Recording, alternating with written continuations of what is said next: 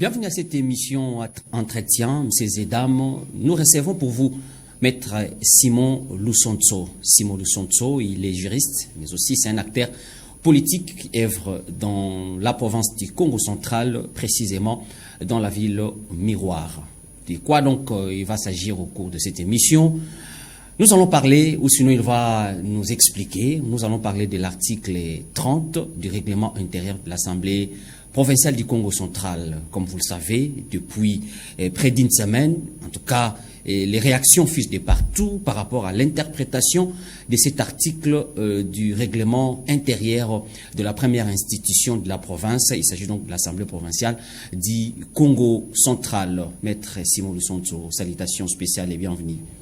Merci. Salutations à vous également et salutations à toute la population du Congo central en général et des Matadi en particulier. À chaque fois que nous intervenons, en tout cas, nous avons des échos. C'est là qui sont fidèles à nous suivre. Et donc, je vous remercie, vous principalement, à toute l'équipe, n'est-ce pas, qui vous accompagne. Donc, une fois de plus, merci. Bien, le plaisir est partagé. Merci à l'équipe technique. Spark Ntamba est derrière les caméras et aussi à la régie finale. Nous avons donc le concours de Clovis Solo, mais aussi de Christian Timba. Maître Simon Lusonzo, la première question, ça c'est politique et c'est pas sur le plan du droit. Et comment avez-vous, quelle analyse avez-vous faite juste à l'issue de ce qui s'est passé à l'Assemblée provinciale du Congo central? Merci de la question. Je commencerai par condamner d'abord tous ces actes de vandalisme qui ont été perpétrés par les représentants, les dignes représentants du peuple, les députés provinciaux.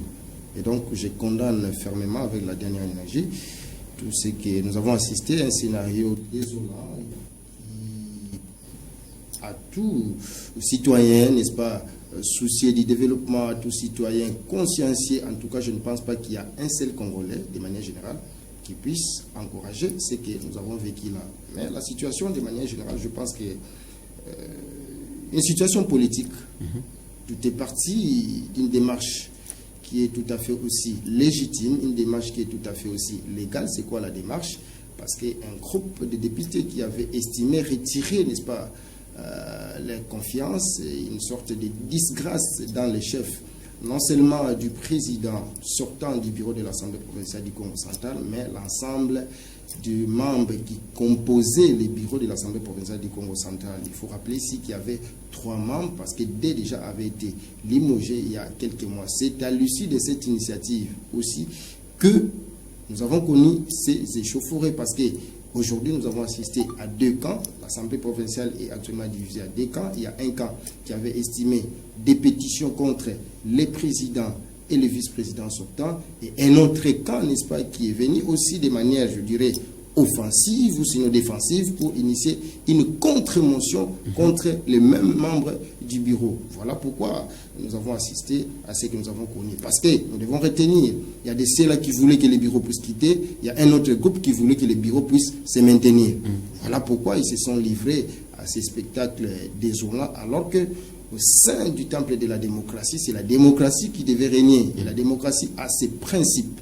Et donc, s'il y a une démarche, ils savent bien, le règlement qui est leur boussole a déjà réglementé la procédure, comment, devant une telle initiative, comment est-ce que les députés provinciaux devraient se comporter au lieu de se livrer, n'est-ce pas, à la bagarre, et nous condamnons. Et cela a jeté un discrédit sur l'ensemble même de la province du Congo central. Le peuple Congo en général, qui est considéré comme un peuple pacifique, mais c'est que nous assistons aujourd'hui. Je rappelle que c'est pour la 2e fois que nous assistons à ces scénarios macabres. Donc voilà, moi je condamne fermement, c'est une désolation, mais qu'à cela ne tienne. On peut même dire la 3e fois, à l'époque du fait Jacques Mbad aussi, on a assisté à ça. C'est vrai que ce n'était pas entre députés. Tout à fait, et à l'époque de l'honorable Atou Matouana aussi, donc ce sont des faits qui se répètent, et pour certains, malheureusement, ils en tirent comme c'est une jurisprudence, alors qu'il n'est pas encouragé, qu'il n'est pas adopté. Donc aujourd'hui, il faudrait que la donne puisse changer, parce que la population que nous sommes en tant qu'électeurs, nous sommes en train d'observer les comportements de ceux-là qui sont censés nous représenter au niveau de l'Assemblée provinciale. Donc voilà, à première vue, je me dis, c'est désolant et c'est décevant. Et donc, nous devons nous prendre en charge nos populations pour que ces actes ne se répètent plus. Merci pour vos mots introductifs dans le cadre de cette émission Entretien. Le 30 septembre, c'était l'ouverture de la session ordinaire de septembre qui est essentiellement budgétaire. Et à l'issue du mot du président, comme vous venez de le dire, il y a eu des pétitions. 3 au total, pour d'autres qui parlaient des 4, des 5. Mais bon, en fait, à ce que moi je sache, il y a eu 3 pétitions, 2 contre donc en fait, une pétition contre le président, l'autre contre le vice-président, mais aussi l'autre parti a déposé, la pétition était portée par les députés élus de Mwanda, les députés provinciaux Sisi Vimpi. Lui, il a annoncé qu'il est en train de... En fait, qu'ils ont introduit la pétition pour déchoir tous les bureaux. Bon. Mais selon les règlements intérieurs, parce que c'est là où nous allons parler de... nous allons décortiquer l'article 30 du règlement intérieur de l'Assemblée provinciale du Congo central. Le vendredi, il devait se réunir pour statuer sur ça. Mais malheureusement, le jeudi soir, il y a eu full stop au niveau de Kinshasa. Les 2 camps ont été rappelés à Kinshasa par le VPM de l'intérieur. Et ce qui a fait que il y avait plus moyen pour que ces députés puissent se réunir pour statuer sur ça. Mais après, il y a eu toujours forcing et on a statué sur ça. Et c'est ce qui a poussé l'autre camp de réagir. Est-ce que c'était légal? Parce que les délais, les 72 heures, étaient déjà écoulés. Merci une fois de plus de la question. Je commencerai par saluer, n'est-ce pas, l'intervention du VPM de l'intérieur, parce que vous savez que nous venons de le dire ici, et l'histoire nous a ici enseigné que nous avons connu ces incidents malheureux, mais à l'époque, nous avons décrié les silences de Kinshasa. Les autorités nationales qui n'avaient pas pris la situation à bras le corps pour apaiser, n'est-ce pas, les tensions. Mais cette fois-ci, je aimais la promptitude avec laquelle le VPM de l'intérieur, Jacquemain Chabani, le confrère, il était question, n'est-ce pas, d'apaiser les tensions, le décan qui s'affrontait pour éviter que les sangs ne puissent couler. J'ai suivi les interventions des uns et des autres après qu'ils soient ici à Kinshasa, et donc tout le monde à l'unanimité avait dit, tout le monde avait salué cette intervention, sinon les sangs allaient encore couler le jour en question. Donc voilà. C'est à l'issue de ça que le VPM avait recommandé, on a des instructions pour que la plénière puisse se tenir, c'est-à-dire mettre en place le bureau d'âge. Bon, s'agissant de l'article 30, n'est-ce pas, qui est d'ailleurs le siège de la matière, parce que c'est ce qui a occasionné tout ce que nous avons. En fait, nous avons connu de l'amalgame. Non, maître, il faut parlons d'abord de cette décision du VPAM de l'intérieur. Sur le plan du droit, est-ce la démarche était légale? Est-ce que ça n'a pas entravé le processus ou sinon la procédure qu'il faut suivre pour statuer ou sinon pour la mise en place d'un bureau d'âge? Ok, je crois le VPM, c'est lui qui a dans ses attributions la sécurité, n'est-ce pas, des personnes et de leurs biens.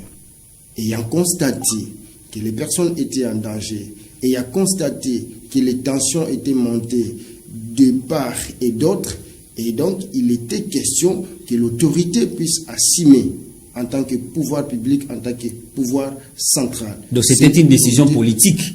Naturellement une décision politique. Mais sur le plan du droit, ça... Non, en fait, il n'y a pas une disposition légale qui donne pouvoir au ministre, au VPM de l'Intérieur de donner sinon un dictat orienté sur le plan de droit. Évidemment, sur le plan des textes, il n'y a pas une disposition légale qui donne le pouvoir au VPM de l'Intérieur peut-être de se mixer sur les affaires de l'Assemblée provinciale. Mais en tant que politique, où la sécurité, l'ordre public est menacé, et donc en tant que tel, il a le plein pouvoir de pouvoir réagir. Parce qu'il y a des autorités. Vous savez, au niveau de la province, le chef de l'État ou sinon le pouvoir central est représenté par le gouverneur de province. Et mais si l'autorité nationale a constaté peut-être que sur le plan provincial déjà, il y a des choses qui ne marchaient pas bien parce qu'il fallait apaiser les tensions. Vous avez suivi à la veille les présidents sortants dans son allocution et il a eu à lancer un message même à l'autorité provinciale à la veille de la tenue même, n'est-ce pas, de la plénière, et que des dispositions devaient être prises pour que la sécurité soit assumée afin de ne pas permettre à qui que ce soit d'accéder dans l'enceinte de l'Assemblée provinciale. Et donc déjà cela a alerté les autorités, alors que de l'autre côté, il était quand même de leur droit en tant que députés provinciaux. Il y a une plénière qui avait été déjà convoquée. Ils devraient se rendre à l'hémicycle pour la tenue de la plénière. Et face à cette situation, je pense, il était de bon droit que le ministre de l'Intérieur puisse réagir. Et donc moi je pense qu'il n'a pas violé une disposition légale. Il s'est assumé en tant que pouvoir public, il s'est assumé en tant que patron de la territoriale, il s'est assumé en tant que patron de la sécurité des personnes et de leurs biens. Il a prévenu les dangers, parce que nous disons, vaut mieux prévenir que guérir, et c'est ce qu'il a fait. Bien, alors, 3 pétitions en une journée. Les autres ont parlé de, en fait, les G14 ou les G16 ont introduit leurs pétitions avant les discours du président, et les G22 ou G24, c'était à l'issue de la plénière. Il y a l'autre camp qui dit que les pétitions qui ont été introduites avant la plénière non plus, en fait, n'étaient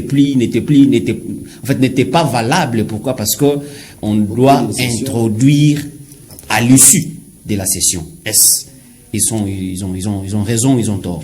Bon, cette fois-là aussi, je pense qu'il n'y a pas aussi une disposition, encore moins du règlement intérieur, qui interdit l'introduction ou le dépôt de la pétition avant l'ouverture effective de la session parlementaire. Mais ici, je voudrais, n'est-ce pas, m'appuyer sur la jurisprudence, même au niveau national, n'est-ce pas? Parce que pendant les vacances parlementaires, chaque député, chaque parlementaire est censé se retrouver dans sa circonscription électorale. Alors, même à Kinshasa, je vous dis que je vais m'appuyer sur cette jurisprudence lorsqu'il y a eu, n'est-ce pas, pétition contre le président Vital Kamerhe, et les députés s'étaient déployés. Mais la pétition avait été déposée, je pense, je crois après l'ouverture même de la session parlementaire. Ce qui voudrait dire, si je maintiens à cette jurisprudence, il va falloir que la pétition soit déposée, n'est-ce pas, après l'ouverture. Parce que je me pose la question, avant l'ouverture, généralement les services, bon, peut-être que les services sont là,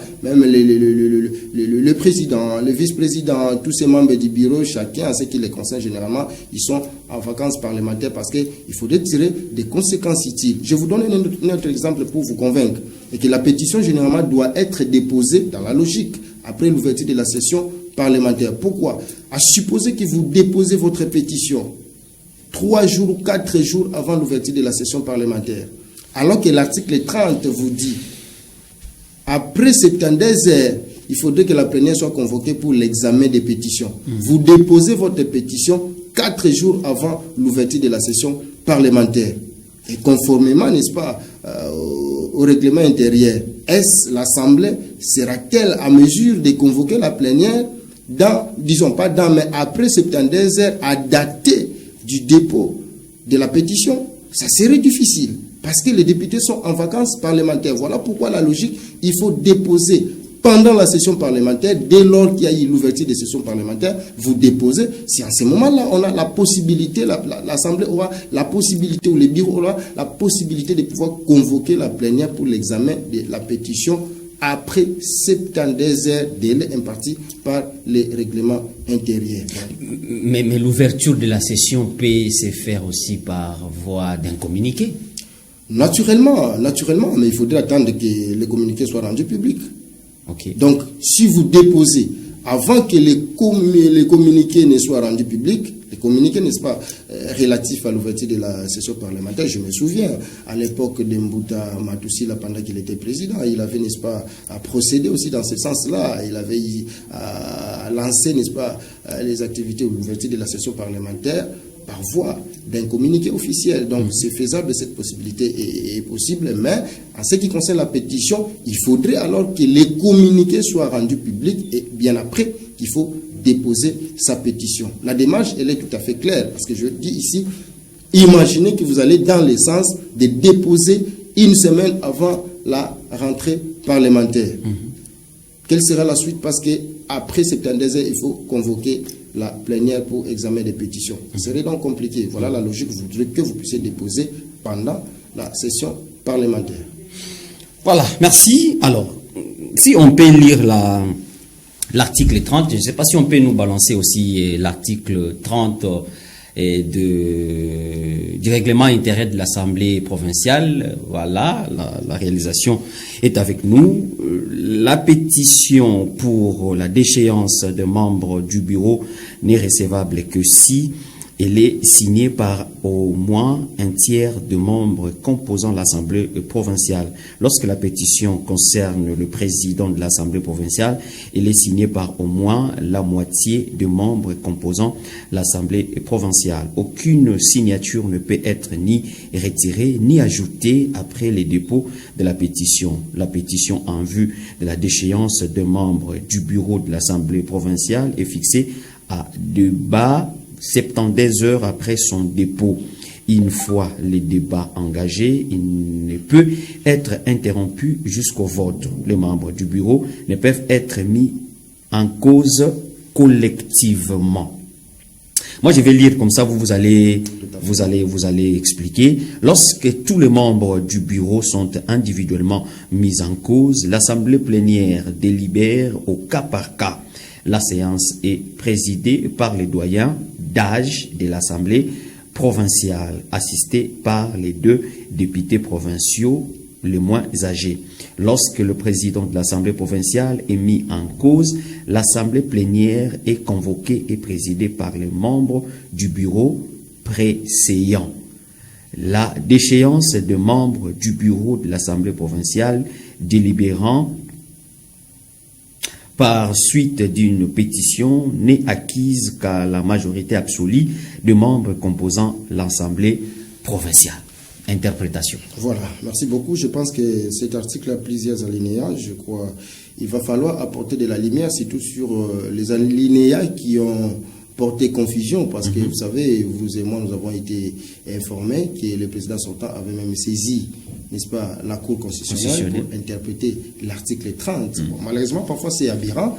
Vous êtes l'auteur d'un texte, là je parle de l'Assemblée, je ne parle pas du président, je parle de l'Assemblée, qui est, n'est-ce pas, l'auteur, n'est-ce pas, de ces textes, de ces règlements, mais qui a même des difficultés en ce qui concerne son interprétation.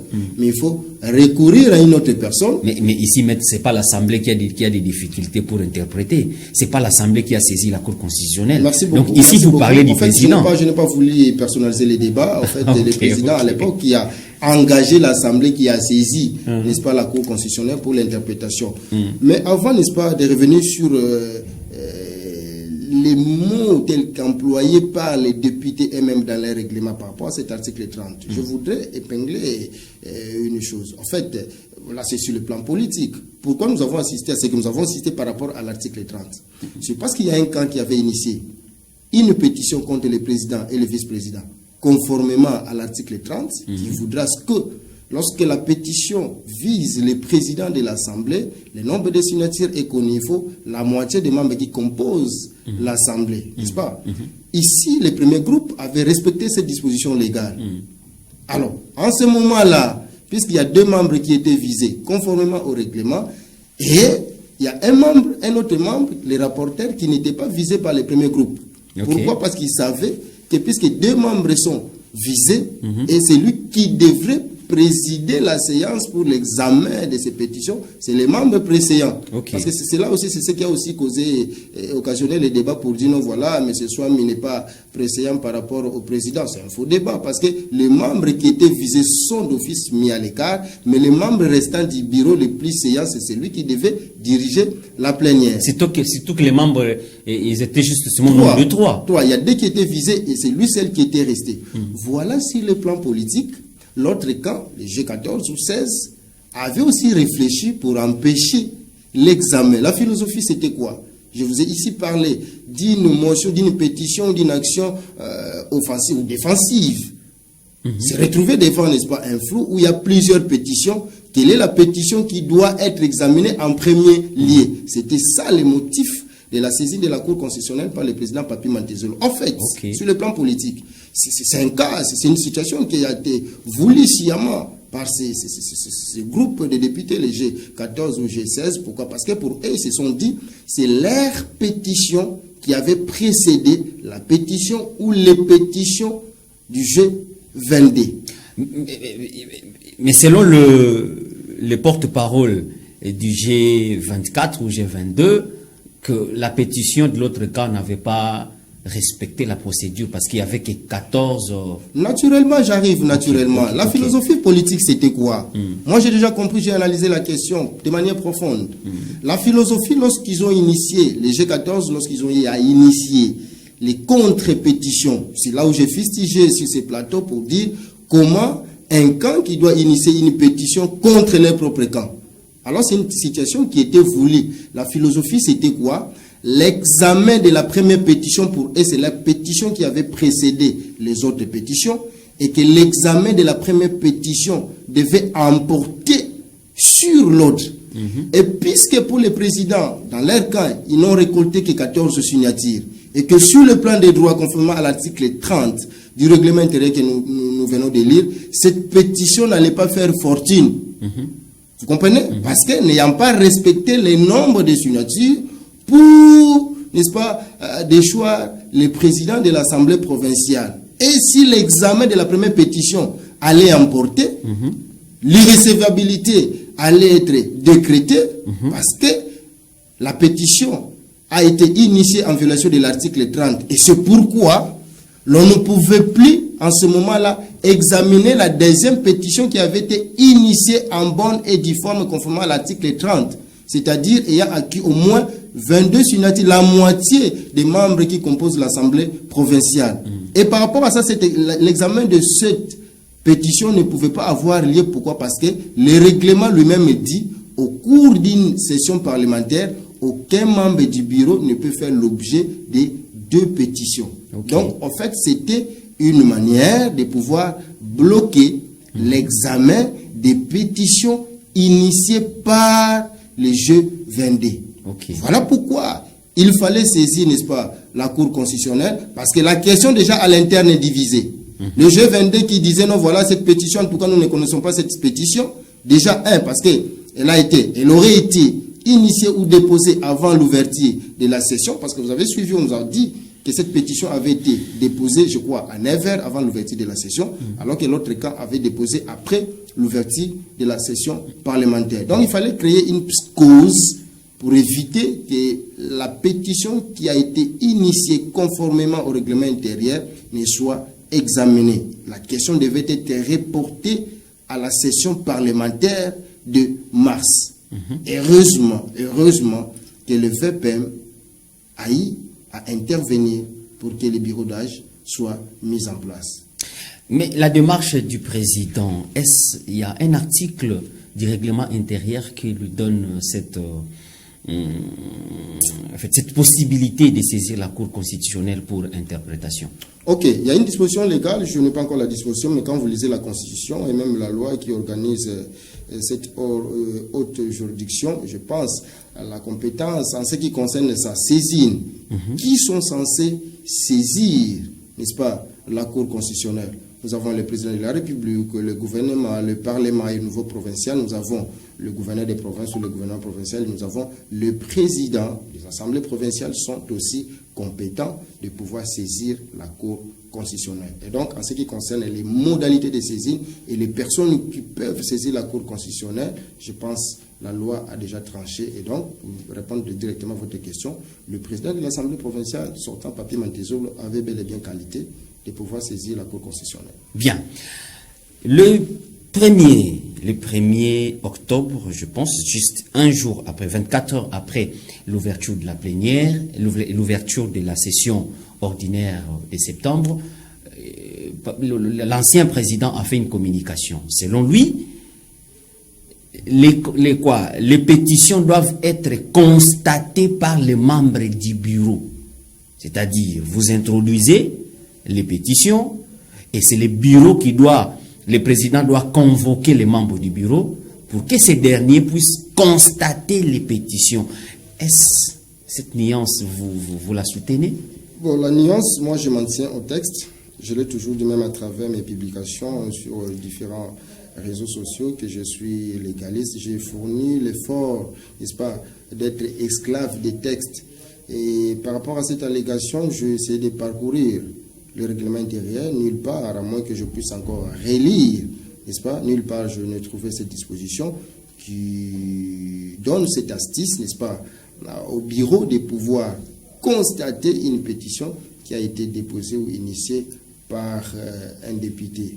Et donc, je pense que la procédure est que lorsqu'il y a une pétition qui avait été déposée, c'est question de notifier à la personne intéressée, aux membres du bureau intéressé, que voilà, porter à sa connaissance qu'il y a une pétition qui a été initiée. Nous avons vu, c'est ce qui a été fait, même le président Mantezolo lui-même a notifié à l'honorable Swami la pétition qui avait été initiée contre lui. Et d'ailleurs, au-delà de tout, en dehors, n'est-ce pas, des correspondances notifiant différentes pétitions, nous avons vu des exploits des huissiers judiciaires qui ont eu à notifier ces pétitions aux intéressés. C'est ce que nous avons vu aussi au niveau national lorsque le président Vital Kamerhe a été visé. Donc, la pétition avait été aussi notifiée, même par voie d'huissier, pourquoi pas d'ailleurs par voie des correspondances. Et donc cette démarche, moi, je ne la soutiens pas, d'autant plus que dans le règlement intérieur, n'est-ce pas, qui est la boussole, n'est-ce pas, qui guide l'Assemblée provinciale, je n'ai trouvé nullement une disposition qui prévoit, n'est-ce pas,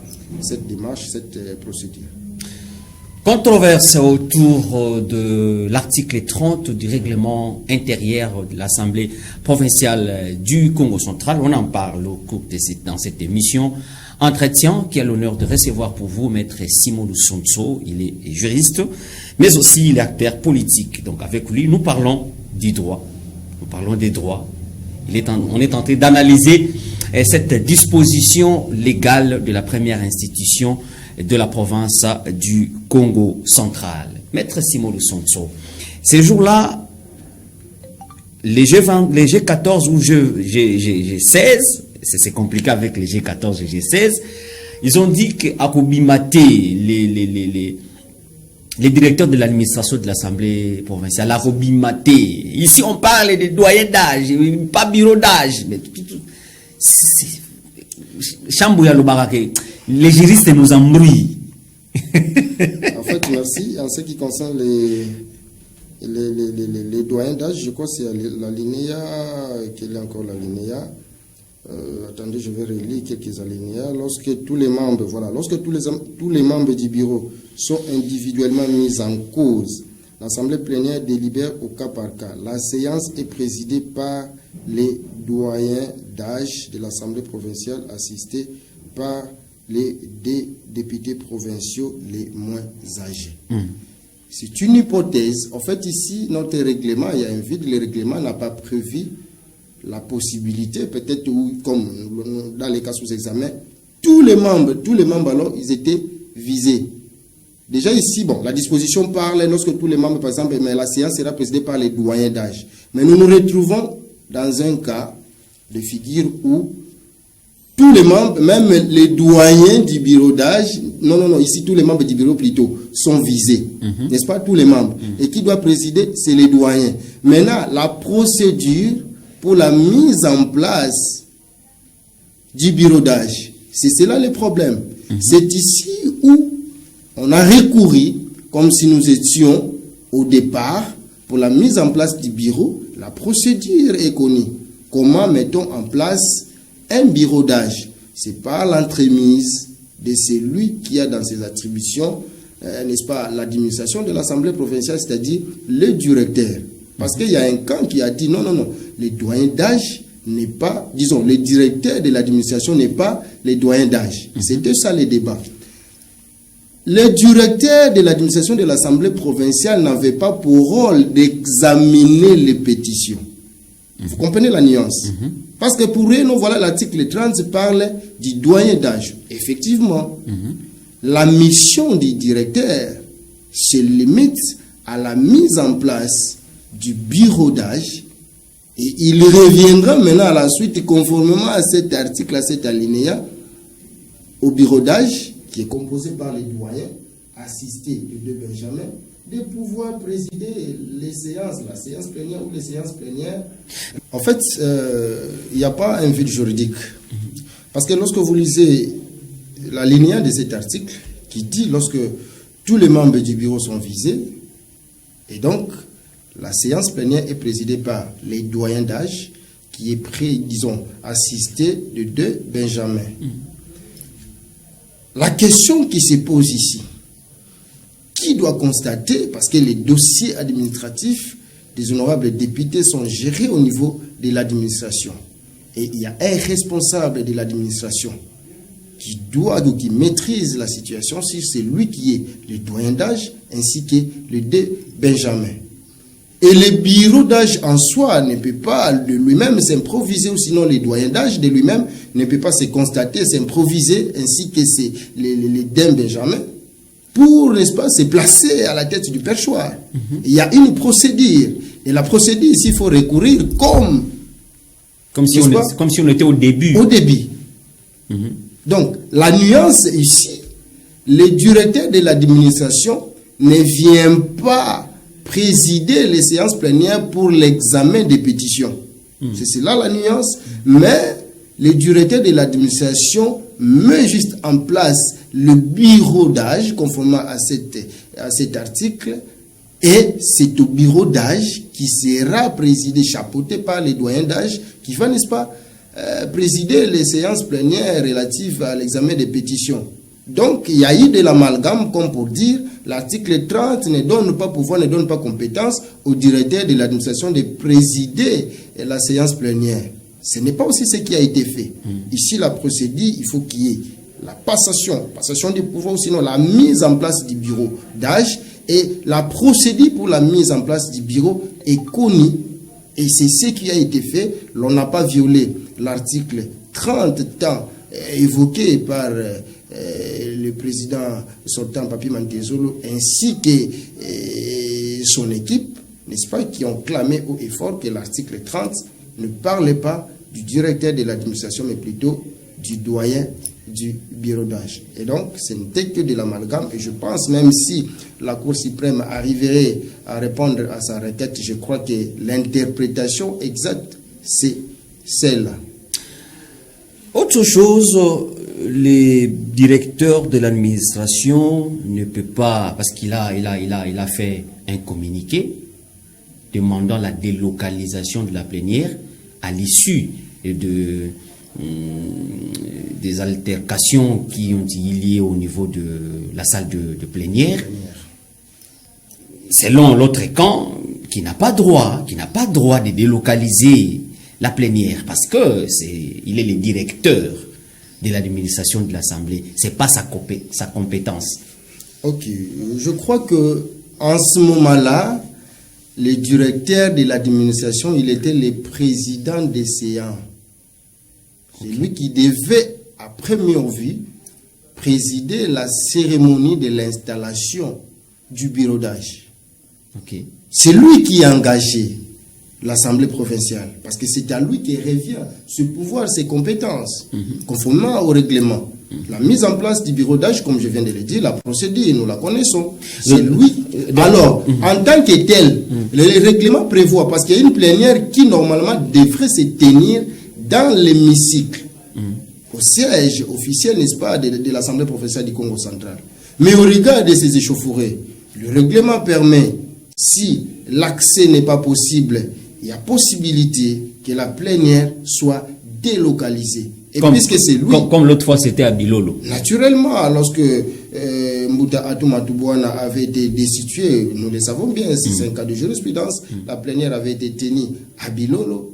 Et donc, cette fois-là, on n'avait pas dit, bon, je ne crois pas qu'il y a quelqu'un qui peut soutenir que non, cette procédure aussi était illégale parce que c'est prévu dans les règlements intérieurs. Mais là, c'était pas le directeur. Naturellement, ici, maintenant, la qualité du directeur qui a délocalisé. Je vous ai dit ici que, ici, en ce moment-là, c'est le président de l'administration de l'Assemblée provinciale qui était le maître des séances. C'est lui qui revenait la responsabilité de l'Assemblée provinciale par rapport à la plénière qui devait être tenue. C'est lui qui a convoqué en tant qu'autorité au regard, n'est-ce pas, conformément au règlement intérieur. C'est à lui qui revenait la décision, parce que posez-moi la question, en ce moment-là, qui devait prendre la décision pour délocaliser, n'est-ce pas, la plénière?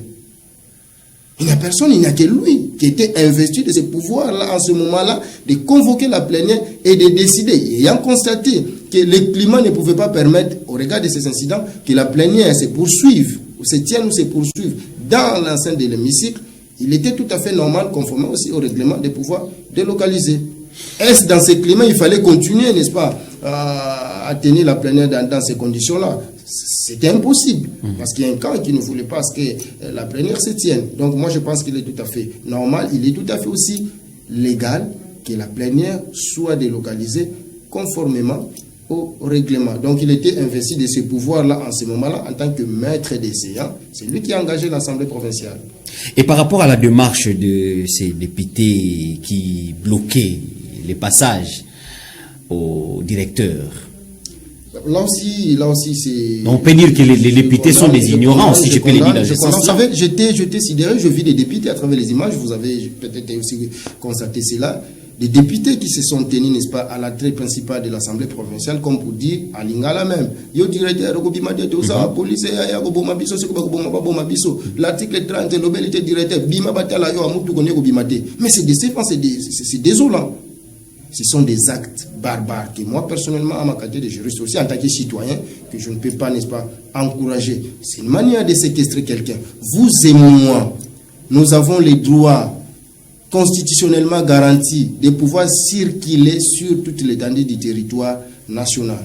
Je suis sur votre plateau, aucun individu, même le propriétaire de cette chaîne de télévision, ne peut m'empêcher, moi, de quitter ce plateau et de vaquer à mes occupations, de circuler librement, sortir, n'est-ce pas, de ces plateaux.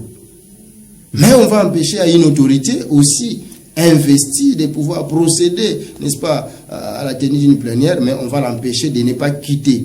Ce sont des actes, ce sont des faits infractionnels, parce qu'il a été séquestré, on lui a empêché son droit d'aller et de retour. Ça ne se fait nullement.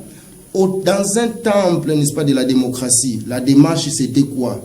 Il fallait laisser que la plénière se tienne.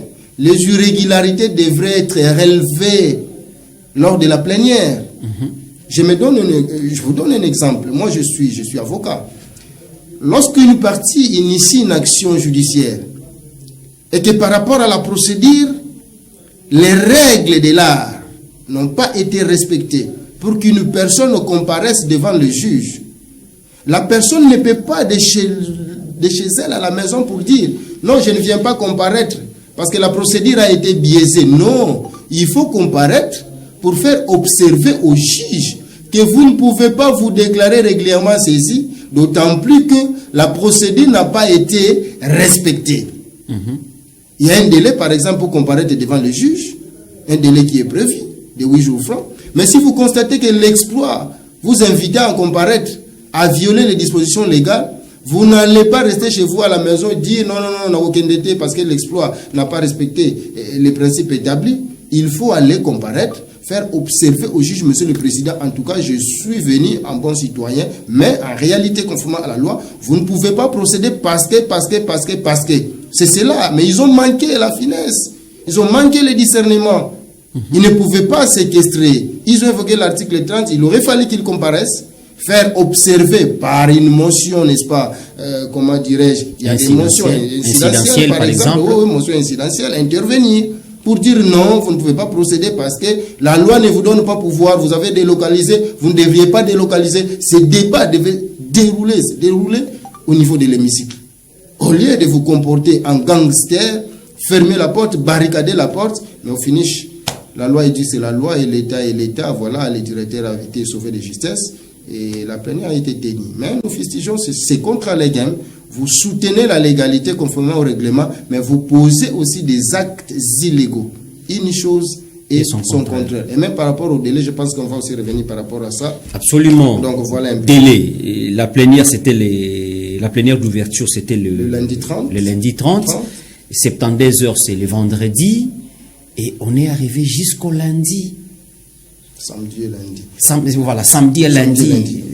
Cette question aussi. C'est illégal. Vous savez, si le président Honoré Papi Mantezo avait saisi la Cour concessionnaire pour l'interprétation, c'est au regard de plusieurs alinéas. Cet article 30, je crois, il comporte 8 alinéas, si je ne me trompe pas.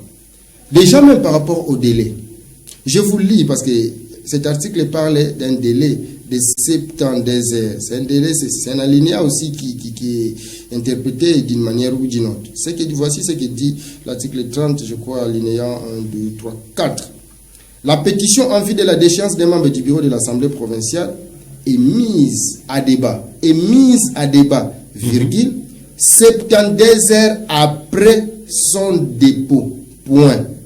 Une fois le débat engagé, il ne peut être interrompu jusqu'au vote. 72 heures après son dépôt, c'est-à-dire après le dépôt de la pétition. Je déciderai, pour certains, ils disent, la plénière devait être convoquée dans les délais de 72 heures. Voilà la nuance. C'est du français aussi. Pour certains, la plénière devait être convoquée dans les délais de 72 heures. Or, il y a une nuance, il y a une nette différence entre ce que dit le règlement, c'est-à-dire 72 heures après le dépôt de la pétition, ainsi que la nuance dans les 72 heures du dépôt de la pétition. La loi ne dit pas dans les 72 heures. Lorsqu'on dit dans les délais, selon les cas de Moutapapi Mantezoulou, dans les délais de 72 heures, ce que le règlement ne dit pas, ça veut dire, à dater du dépôt, il faut dans les délais de 3 jours ou 72 heures, il faut dans cet intervalle de temps convoquer la plénière. Alors qu'ici, on dit 72 heures après. Donc, après 3 jours jusqu'au-delà, la plénière peut se tenir. Voilà la nuance. Oh, donc ça peut se tenir les samedis, les lundis, les mardis, les mercredis, les jeudis. Le règlement dit 72 heures après. Après son dépôt. Voilà. Ok. 72 heures après. Ça veut dire en d'autres termes, avant 72 heures, vous ne pouvez pas. Mais si le règlement avait dit dans les 72 heures, donc dans cet intervalle de temps, c'est à ce moment-là qu'il fallait initier, n'est-ce pas, à convoquer la plénière. Mais ce n'est pas ce que dit le règlement intérieur. Voilà, en fait, la nuance, ce sont des questions. Dans les prochaines législatives, c'est sur des questions où il faut revenir là-dessus. Mais aussi, nous venons de parler d'une question aussi très sensible. Je m'en vais peut-être aussi faire une proposition. Ça va peut-être m'échapper à la fin s'il faut évoluer. Je pense très prochainement, lorsqu'il sera question de revoir ces règlements intérieurs lors des prochaines législatives, il sera question par rapport à cet article 30, ajouter cette possibilité pour éviter la confusion, l'équivoque, c'est-à-dire par rapport à la procédure de la mise en place du bureau d'âge, tant lors du début de la législature, ainsi que pendant la législature. Bien que la question soit déjà réglée, mais pour éviter tout ça, je pense, par rapport à la lignage, je crois que nous venons d'évoquer, il faudrait aussi préciser que la séance sera présidée par les doyens d'âge ainsi que les Benjamins et le bureau d'âge sera mis en place par les directeurs. Ça sera juste une répétition, n'est-ce pas, une répétition inutile parce que la question, en fait, a été déjà réglée. Merci. En tout cas, on nous fait signe qu'il nous reste que 3 minutes. Donc, ici, on peut conclure, si on prenait cette hypothèse. Donc, il y a des vides dans les seins des députés. Ils n'arrivent pas à interpréter leur propre... Naturellement. En fait, parfois, c'est de la mauvaise foi. Chacun veut tirer les draps de son côté. Chacun veut tirer les draps de son côté, comme pour dire, non, voilà, le règlement, il y a des vides. Mais en réalité, il n'y a pas de vide. C'est cela, c'est un problème d'intérêt. Un camp qui fait que non, Mbutamantezolo, il faut voir Ndakakavana, non, pour les autres, non, il faut Anikwenda, maintenant il faut à tout prix. C'est comme la Bible. La Bible, elle est claire, mais les interprétations diverses. Même nous qui sommes juristes, comme vous l'avez dit ici, une seule disposition peut être interprétée de plusieurs manières. Je vous donne un exemple. Quelqu'un, il est peut-être défendeur dans une cause, il vous interprète une disposition légale, mais peut-être demain il sera demandeur dans une autre cause, il va interpréter de sa manière ce qui est, n'est-ce pas, à ne pas encourager. Bien, ça c'est la dernière question. On a vu, les policiers étaient là, mais qui n'ont rien fait. Les députés sont bousculés, mais les services de l'ordre, ça aussi, c'est quoi? C'était quoi? Vous savez, ils ne sont pas à droite à Kaboula ou comment. C'est ici qu'il faudrait rappeler à notre police qu'ils ont une mission essentielle de sécuriser, de protéger les personnes et leurs biens. Les biens qu'on a saccagés, ce sont les biens de la communauté. Les députés qui ont été blessés, ils font partie de cette population que la police est censée protéger. Il est certes vrai qu'au regard du règlement intérieur, l'hémicycle, l'enceinte, n'est-ce pas, de l'Assemblée provinciale est inviolable. En cela, les policiers pouvaient peut-être se réserver à ne pas saisir un député provincial. Mais au-delà de tout, des députés qui faisaient face à l'agression, des personnes qui faisaient face à une menace. Nous avons vu des policiers être là debout sans réagir. Pourtant, ils devraient assister toutes ces personnes-là qui étaient en danger. Ils pouvaient aussi intervenir pour empêcher les casses. Mais cette attitude que moi je qualifie d'irresponsable, en tout cas, si c'est aberrant, il faudrait encore tirer les oreilles. Je ne sais pas s'il y a eu un mot d'ordre pour que les policiers se comportent de la manière dont ils se sont comportés. Des députés blessés, ils n'ont pas été assistés. Des meubles cassés, ils n'ont pas été assistés, alors que les policiers étaient là. Voilà pourquoi nous nous disons, pour décourager ce genre de comportement, il faudrait que les responsabilités soient établies. Donc on peut ouvrir des actions judiciaires par rapport à ces actes. Mais naturellement, même des policiers qui étaient là sur le plan disciplinaire, je pense qu'ils peuvent aussi être sanctionnés par la hiérarchie. Merci. Nous sommes arrivés à la fin, ces dames. Merci de votre attention soutenue. Nous avions réussi pour vous Maître Simon Lusonso. Il est avocat au barreau de Matadi, c'est ça? Du Congo central. Au barreau du Congo central. Et avec lui, nous avions parlé de l'article 30 du règlement intérieur de l'Assemblée provinciale du Congo central. Merci Maître Simon Lusonso d'avoir accepté notre invitation. Merci beaucoup. C'est à moi de vous remercier. Nous livrons cet exercice pour l'intérêt de notre communauté parce que vous savez, on en a marre. On en a marre et on en a marre. Il faudrait que ça s'arrête. Et en dernier mot, je dirais qu'il faudrait que les responsabilités soient établies. Et nous, en ce qui nous concerne, nous allons nous investir. Si jamais le pouvoir public ne fait quelque chose, nous allons nous investir pour saisir les instances compétentes afin que les poursuites soient engagées et décourager enfin ce genre de comportement. Nous décrions ici les phénomènes Koulouna, la criminalité à travers la province. Mais ceux-là qui sont censés, n'est-ce pas, décourager ces phénomènes, n'est-ce pas, ces comportements, ce sont eux qui ne sont plus exemplaires, qui se livrent à ce genre de comportements. Je me pose une seule question. En rapport avec l'insécurité qui se vit dans la province, est-ce demain après demain, ces députés-là que nous avons vus, seront-ils en mesure de convoquer le ministre provincial de l'Intérieur pour l'interroger au sujet de l'insécurité qui se vit dans la province? Ils vont se mettre dans quelle posture aussi longtemps qu'eux-mêmes, ils deviennent, entre guillemets, des coulons en cravate. Des fauteurs de troubles. Merci, nous sommes arrivés à la fin. Au revoir.